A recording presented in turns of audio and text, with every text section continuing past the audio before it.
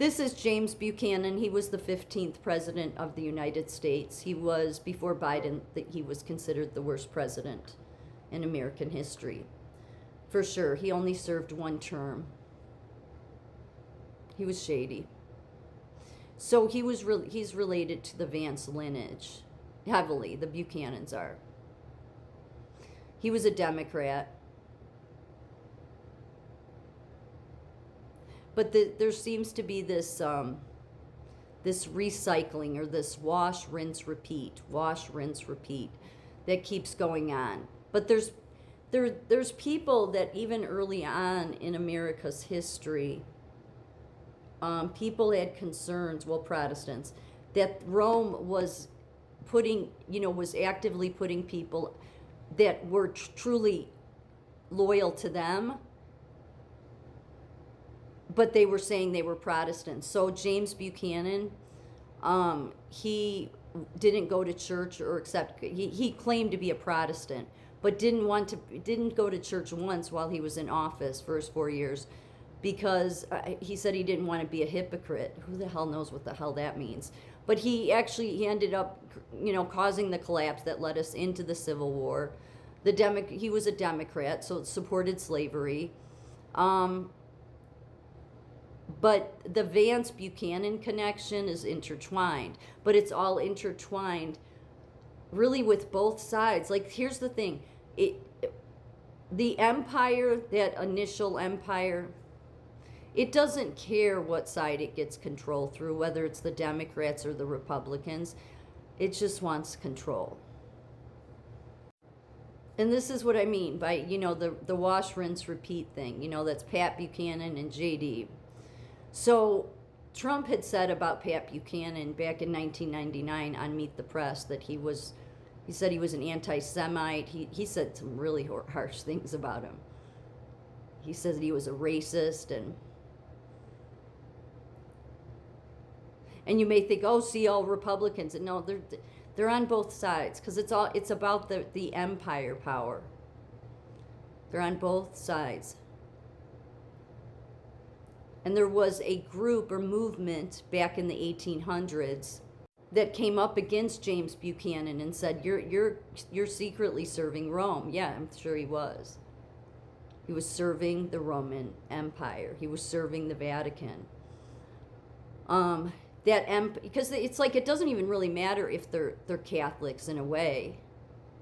But that's what this movement called the Know Nothing movement. That's what they were called, and they were claiming the Vatican is immigrating Catholics in here to they want to control the system. Yeah, that's true. That's what they were doing. It is. What do you do about it? So he was one of the people the Know Nothing movement called out and said, no, he's serving the empire. Yeah, it was many of these people very coordinated, especially once the Democrat, because he was a Democrat. Many of these people being Democrat, but not all. Why anybody was giving any leeway to Rome at all, or the Catholic, to the Vatican. It's like, one thing that you have constituents that are Catholic, fine. There's no reason that you have to, try to build bridges with the freaking Vatican, okay? I'm trying to get to this because there was many that came in that, especially after the Democrat Party started, that it seemed all very coordinated. The Romanist lineage, 15th, 17th, 15th president, 17th president, and beyond. Historians and those who study, was Lincoln Lincoln came right after him. So no, Lincoln was the 16th, right? Historians and those who have studied secret history often point to a specific string of leaders who seem to facilitate this return to old world power. James Buchanan, as his refusal to join a church, and then his office and his managed collapse of the Union are seen as the first major betrayal. By letting the country break, he cleared the field for a massive expansion of government. Andrew Johnson, the 17th president, his deep public ties to the Catholic hierarchy and his immediate reversal of Lincoln's liberation policy suggest he was a placeholder for the old elite. He ensured that the Roman style of hierarchical control remained in the South under different names. The Gilded Age, presidents from 1870 to 1890, figures like Rutherford B. Hayes and others oversaw a time when elite power shifted from bloodlines to corporations. During this era, the U.S. began to look like the Roman Empire, expanding its borders, building a massive navy, and serving the interests of a few barons rather than the people. There was a long period where the U.S. officially resisted Rome, but certain presidents worked covertly to build the bridge. Yeah, I don't understand why they did that. Franklin D. Roosevelt was one. He personally, he was the first to send a personal representative to the Pope, bypassing Congress. Then Ronald Reagan did it too in '84. He finally established full diplomatic relations with the Vatican. So, but there was a lot of them, you know, and they don't. So I can understand what the Know Nothing movement was trying to say. However, that's the problem with it. They become as bad as the very thing they're fighting against, which they did realize, okay? Because everybody gets to this point, it's like, what do you do? Well, this is why I go back to there's nothing you can do.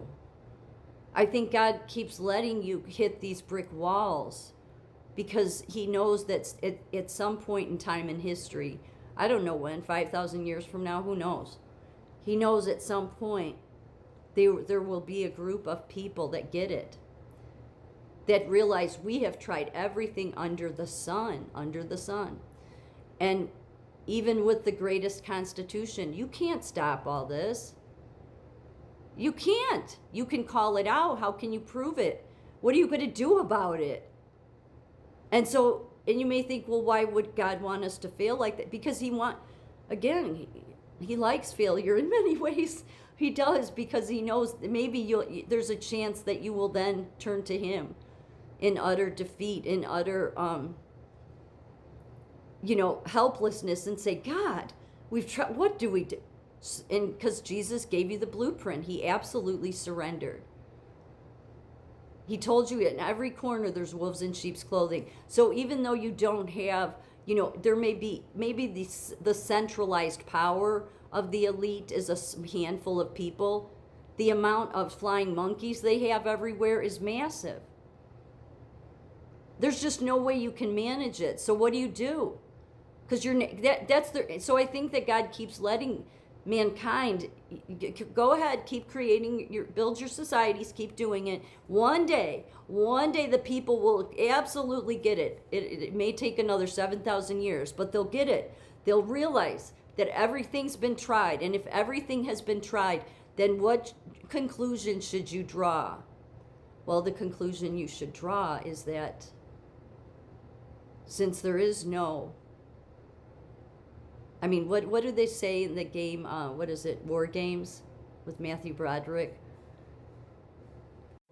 The only way to win the game is not to start playing at all. And what did Jesus do? He came and he didn't take part in it. Did he call different parts out? Yes, but he didn't take part in it. He didn't take part in the game. What was he trying to tell you? Don't take part in it. Surrender. Eventually enough people will realize you're not getting out of it without me. I know it's not what man wants to hear, but all you got going on here is wash, rinse, repeat. Wash, rinse, repeat. Yeah, JD, Pat Buchanan, influential on him, agree. Yeah, same thing. Vance Buchanan, and they're not the only ones, but they were, the Buchanans and Vances had, some influence. And who they serve, this has nothing even to do with religion. Because if you are going to sell out your moral compass to backstab people, then you should know how you're serving the false prophet there. So don't even let anybody try to tell me, oh, well, it's just the religion they believe. Bullshit. It's about serving their hierarchy. they don't even serve God.